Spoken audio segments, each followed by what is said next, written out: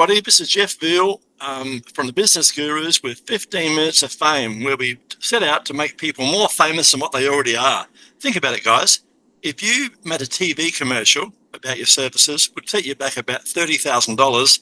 And when they played it on TV, people might go to the loo, they might make a hamburger, make a cup of coffee, and miss the whole thing completely. If you spent, say, in your city, say, 5 or 10 radio spots might set you back another $5,000. They might play them at 2 o'clock in the morning when people are asleep. But if you come on 15 Minutes of Fame, it's all about you. We'll make you famous. We'll put you over Reddit, Quora, LinkedIn, Facebook groups, your Facebook page, YouTube, with all your social media links, and potentially put you in front of thousands of people, just like our next guest. And interesting enough, having done 200 episodes, this is my first guest from Dubai, of all places. Almost my neighbour, about 3 hours apart. So my next guest is, and I knew I'd muck this up, here we go, 𝐰𝐢𝐭𝐡. And Issac is a CEO, and the company name is worse than his family name, is Bowarr. And business management consultancy and mergers and acquisitions. Excuse me, guys, I've got a bad throat. Been in the industry for some 20 plus years. It's a boutique merger and acquisition advisory firm with direct Nasdaq listings, which is very, very interesting, guys. We just had a bit of a discussion, and he enlightened me a lot of things I didn't know about Nasdaq and how you can get listed. His personal motto: nothing is big or small. Interesting fact, Liverpool fan, born in Manchester. We won't hold that against you. It's my great pleasure to welcome to the stage. Good morning, Issac. How are you, my friend? Good morning. I'm good, thank you. I'm privileged to be your first guest from Dubai. I never realised. Yeah, it's interesting. Yeah, a lot from America, a handful from the UK, but predominantly America, and a lot from my home, a few from my home country, Australia. Tell us about your journey and what inspired you to pursue your current career path. Where did it all begin? Well, it all began, my background originally, I used to be part of Royal Bank of Scotland group. I've always grown up in finance. I was always going to be my own business person. My father owned his own business, so it's always in the blood. So, awesome. Despite me joining Royal Bank of Scotland group, that gave me my first foundations in corporate world and industry. So, I was there, it was a phenomenal experience. I was there part of the team that acquired NatWest, 𝐼𝐬𝐬𝐸 Hambro, and Citizens Bank in the USA. But by trade, I'm a tax barrister. So I've always been in some sort of financial world. I left the bank in my 30s and then started my own career, my own businesses. Over the last 20 odd years, I've IPO'd 9 of my own firms in the UK, and now have a series of companies based out in Dubai across tax, financial advisory, alternative assets, and Bowarr that you mentioned, which is M&A. To give you a background to the name there, Bowarr is bow and arrow, by the way, joined together. Fair enough. Tell me, do you get fairly good tax breaks by being in Dubai? You do get tax breaks. Obviously, there's no personal taxation in the UAE. Also, corporation tax is only at 5% over here, but being a tax barrister out of the UK, I can assure you the best tax jurisdiction in the world is actually the UK. So in UK, and I structure a lot of my clients through the UK, and I have a number of UK clients, always looking for more, where we can help protect all their corporation tax and all their personal tax using... It's a very interesting subject, isn't it? Because, tax in my countries, the more you make, the more they tax you, and you can end up in the 40% tax bracket, which is unbelievable. Oh, 100%. I'm talking to some of my Indian clients; they can get up to 70% these days in tax rate. But UK has generally the best tax laws in the world that allow you to pay zero tax as long as you structure things in the right and compliant way. There's nothing wrong with that. I mean, my attitude: if you earn it, you keep it. I used to say to my friends, one of the reasons I left Australia some 13 years ago, by the way. And I said to my friends, if a tax man wants my money, tell him to come and put an epping apron on and come out and work with me. Right. Absolutely, that's very, very true. But people never tell you when you open your business, you always have a business partner called the tax man. He doesn't turn up. He just waits for you to make the money and then takes half of it. Yeah, so it's like having a silent partner that never comes to work. Tell me, what's been the most challenging aspect of your work and how have you overcome that? Challenge, I guess, every day is a challenge, but I always take that on board, and I relish challenges because I think that helps you grow as a person, helps grow your mindset, helps grows who you are and what you're trying to deliver. But I say in business, there's always some sort of challenge every day. It could be a small one, it could be a big one. Hence why I say one of my favorite phrases: nothing's big or small, it just is. No, it's everything's relative. Rocks or diamonds. So when we look, You can choose, right? yeah, absolutely. No, but I say challenge for me. Challenges always make you grow. Absolutely. Once you've learned it once, you can never unlearn it, can you? That's the whole good thing about it. Tell me, tell us about what the most important moment in your career that pretty much changed your direction. When did that big decision come about?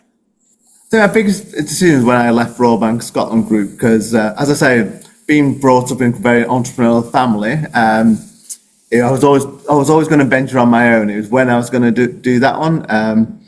An opportune moment came when I was 29, and that's when I left the Royal Bank of Scotland Group, and that was literally meeting the right person at the right time who said, "Let's go into business together." He became a lifelong friend along the way. We're still friends today. We're not in business anymore, but it's just the two people. In fact, I gave him his first job, so he just came out of there. We just grew together, wanting to do different things. We said, "Listen, let's all leave together, jump ship, and see what we can do." And since then, we both really moved nice. on. It's like a marriage, isn't it?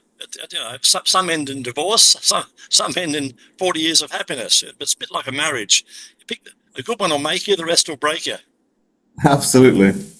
I've seen that all before. I always say, do joint ventures. Don't do partnerships, guys. Do joint ventures.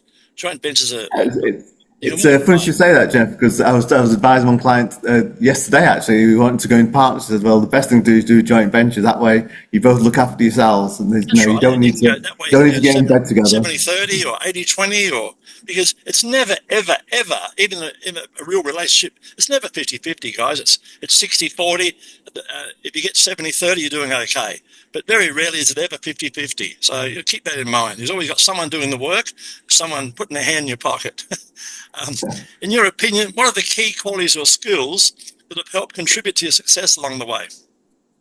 I think for me, I'm always a great believer in mindset, and I had a phenomenal, mentor along my journey, a gentleman called Bob Proctor. He became a very, very close friend. What he always taught me was basically is having the clarity of mind. At the end of having, keeping focus, keeping clarity, and because the biggest thing is having that to-do attitude, having the attitude to keep going and going and going and going all the time. So you've obviously got in spades would be integrity.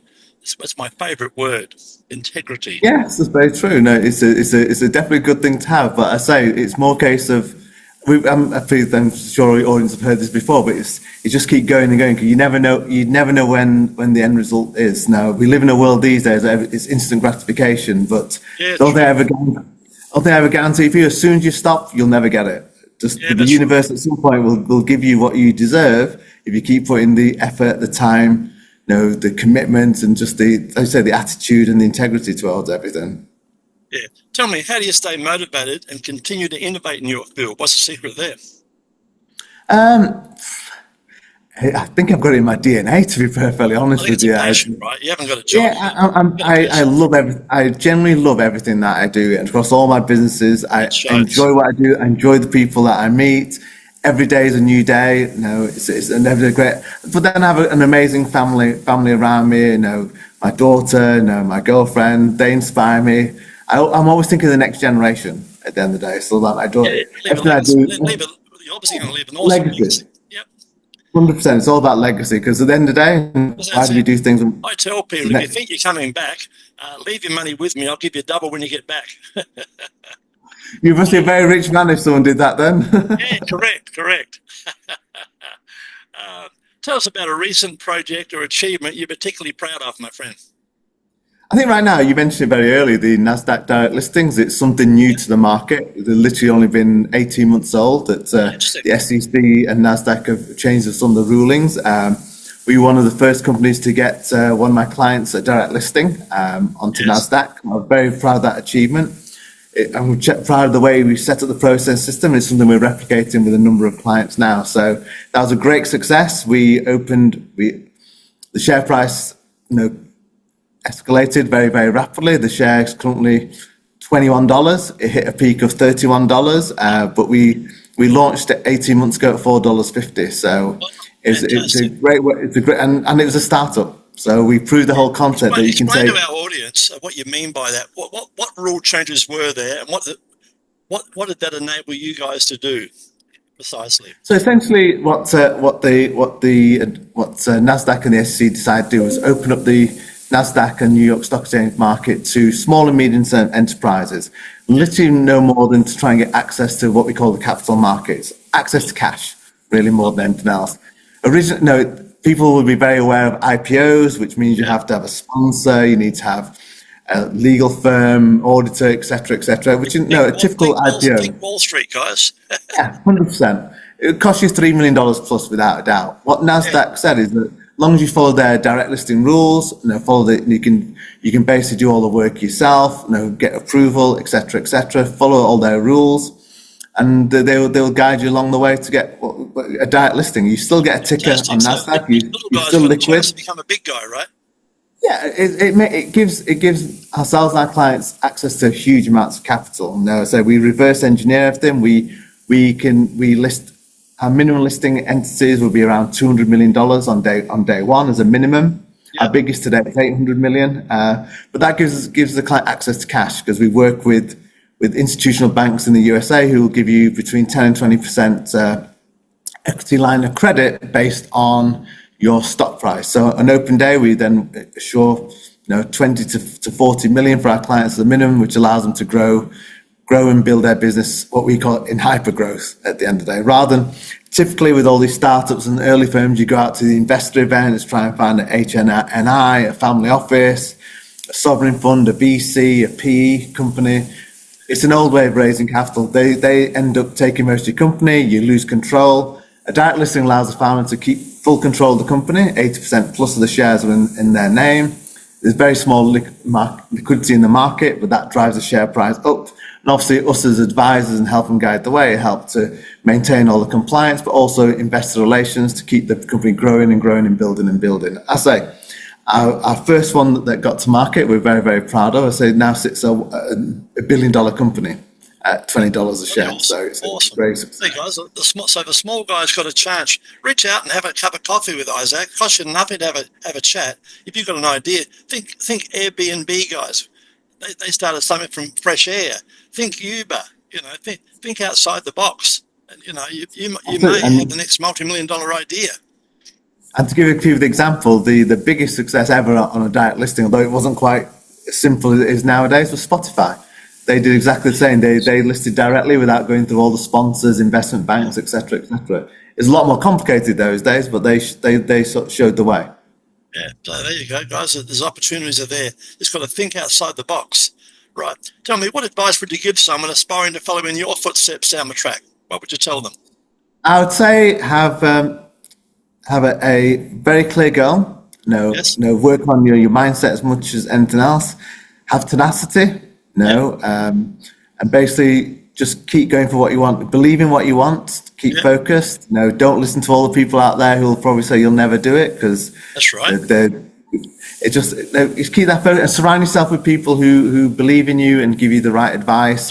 And I have a team of people who are phenomenal, and I always believe you to surround yourself with amazing people who, in all honesty, should be better than you. You definitely don't want to be the cleverest in the room all the time. That's right.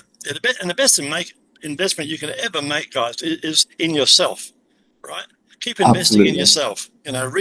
Readers are leaders. Be willing to learn. Like this podcast today, guys. I'm sure some of you are learning quite a bit, as I did. So readers are leaders, and be willing to learn. Looking ahead, what are your goals and aspirations for the future, Isaac?